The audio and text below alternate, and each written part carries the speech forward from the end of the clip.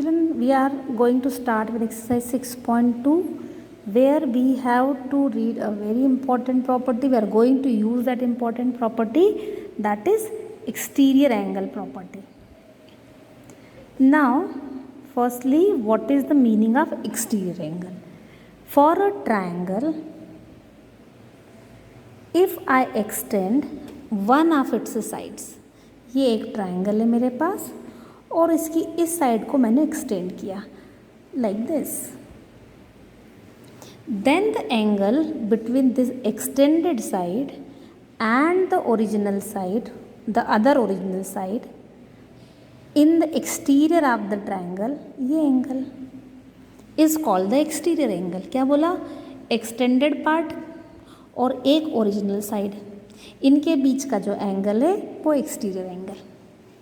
अच्छा, अब इसी साइड को क्यों बढ़ाया? इसको बढ़ाएं तो बिल्कुल बढ़ा सकते हैं, इसको एक्सटेंड कर दिया. Then angle between this extended part and one original side of the triangle, this angle will be called exterior angle. Likewise अभी आपने पहले इसको एक्सटेंड किया था, इसको किया था. In the same way if I am extending this one side A B, तो इस एक्सटेंडेड और एक ओरिजिनल साइड ये बनी है बी सी, इन दोनों के बीच जो ट्रायंगल के बाहर एंगल बन रहा है इसको बोलते हैं एक्सटीरियर एंगल. ओके, ऐसा नहीं है कि इधर ही बढ़ाएंगे साइड को, आप इस साइड को ऐसा भी एक्सटेंड कर सकते थे.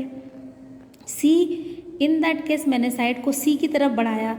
अभी अगर मैं बी की साइड बढ़ा दूँ तो angle between the A B and this extended part it will be the exterior angle, है ना.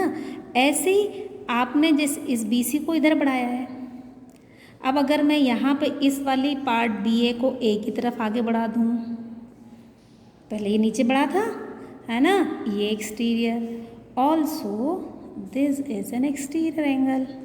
तो एक्सटीरियर एंगल क्या है? हमने ट्रायंगल की किसी एक साइड को बाहर की तरफ एक्सटेंड किया है, बनेगा ट्रायंगल के एक्सटीरियर में, किसके किसके बीच में बनेगा? One of the extended side and one original side of the triangle. ठीक, ये मीनिंग है एक्सटीरियर एंगल का. अब एक्सटीरियर एंगल प्रॉपर्टी क्या है? Exterior angle property is that exterior, any exterior angle of the triangle is equal to sum of two interior opposite angles of the triangle. अब देखिए मैंने क्या कहा, ये एक ट्रायंगल है, I am making only one exterior angle of this triangle, है ना.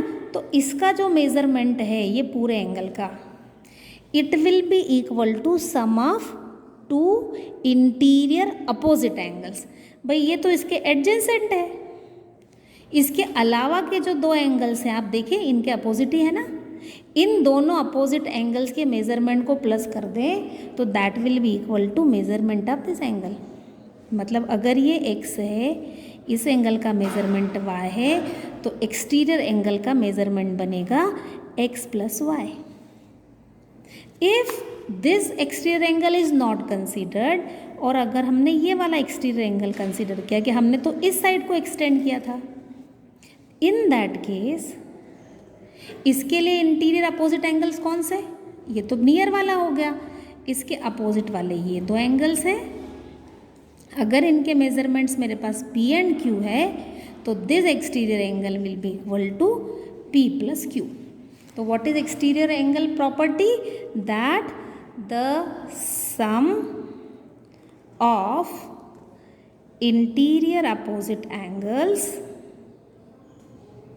interior opposite angles is equal to measurement of exterior angle. Okay, so we are going to use this property.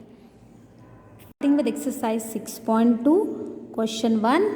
The question says find the value of the unknown exterior angles of the following diagram. Check, this is the exterior angle, और simple property लगानी है कि exterior angle किसके equal होना है? Sum of interior opposite angle, इसका adjacent ये है, opposite angles to this are this, है ना. तो मैंने सिंपली लिखा एक्सटीरियर एंगल प्रॉपर्टी है ना, we are using that. So by exterior angle property, exterior angle is equal to sum of interior opposite angles. Add कर लीजिए दोनों को, कितनी वैल्यू आती है 120 डिग्री. सेम वे इसी का पार्ट 2 देख लीजिए. यहाँ पर ये x है एक्सटीरियर एंगल, ये 45 65. देख लो भाई, इससे दूर वाले हैं, है ना, these are the opposite angles. अगर आपको इंटीरियर अपोजिट से कन्फ्यूजन होता है तो आप याद रख ले फार इंटीरियर एंगल्स, जो इससे दूर वाले हैं, फार. So this x is equal to 65 degree plus 45 degree. How?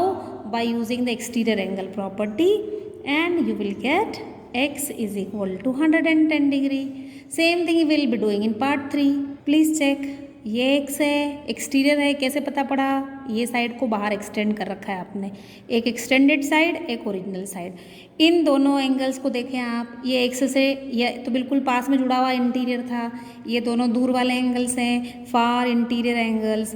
So exterior angle is sum of the two far interior angles. So x is equal to 70 degree. Likewise for part 4 you can do. If I draw the diagram of part 4, the part 4 is like this. ये extended angle है, this is 50 degree, this angle is given to me 60 degree. So naturally x will be equal to 50 plus 60. That means x is equal to 110 degree. This is part 4 of question 1. और एक देख लें part. So this is x. ये extended side है, exterior में बना है, अंदर के दो इंटीरियर एंगल देख लो आप. So sum of these two angles will be 50 plus 50, that is 100. So value of the exterior angle is 100 degree. Same way for the last part, when you will add 60 and 30, you will get exterior angle x as 90 degree. Now let us do part 2. See what question 2 says. It says find the value of unknown interior angle in the following figure. अब देख लें unknown interior angle कौन सा है, ये रहा x, है ना. एक्सटीरियर एंगल बना है, तो जैसे इसको देखेंगे क्लिक होगा कि हाँ भाई एक्सटीरियर एंगल है, अंदर के दो फार इंटीरियर एंगल्स, इससे दूर वाले ये एडजेसेंट है, ये दूर वाले एंगल्स हैं, इंटीरियर अपोजिट एंगल्स हैं. तो एक्सटीरियर एंगल प्रॉपर्टी लगा रहे हैं और लिख रहे हैं x प्लस 50 डिग्री इज 115, है ना. This is exterior angle property. You need to write it. हाँ, आप जब कोई चीज़ लिखते हैं तो उसको जस्टिफाई करिए कि कहाँ से आया ये. अब मुझे तो x फाइंड करना है. It is just like solving the linear equation. Plus 50 है, ट्रांसपोज कर दीजिए, आपके पास आ जाएगा -50. So x will be equal to, subtract कर लो and you will get x is equal to 65 degree. Likewise, in part 2 of question 2, see the exterior angle is 100 degree. अब आप exterior angle आइडेंटिफाई कर सकते हो, है ना. ये साइड बढ़ाई हुई है, ये ओरिजिनल साइड है. तो 70 plus x is equal to 100 degree and therefore x will be equal to 100 minus 70. क्या किया मैंने, 70 को ट्रांसपोज कर दिया. डू राइट द रीज़न, कहाँ से आया, यहाँ से, और ये आ गया x is equal to 30 degree, है ना. 100 में 70 माइनस किया. ऐसे इसका पार्ट 3 देख लो. सी फॉर पार्ट 3 x तो है अननोन जो हमने फाइंड करना है, पर और दूसरा एंगल नहीं दिया है. दे रखा है क्या, चेक. ये जो साइन है ये 90 का साइन शो करता है ना. तो इसका मतलब हमको इस एंगल का मेज़रमेंट है दिया हुआ. अब आप देख लो 125 के जस्ट पास वाला ट्रायंगल के अंदर का एंगल तो ये है ना, ये इंटीरियर एंगल्स है. ये दो के सम के इक्वल इसमें होना चाहिए. So I am writing x plus 90 is equal to 125 degree. इसका मतलब है x will be equal to 125 degree minus 90, है ना. आप सब्ट्रैक्ट कर लो तो आपके पास x की वैल्यू आ गई 35 degree. Okay, so this is how we have to use the exterior angle property.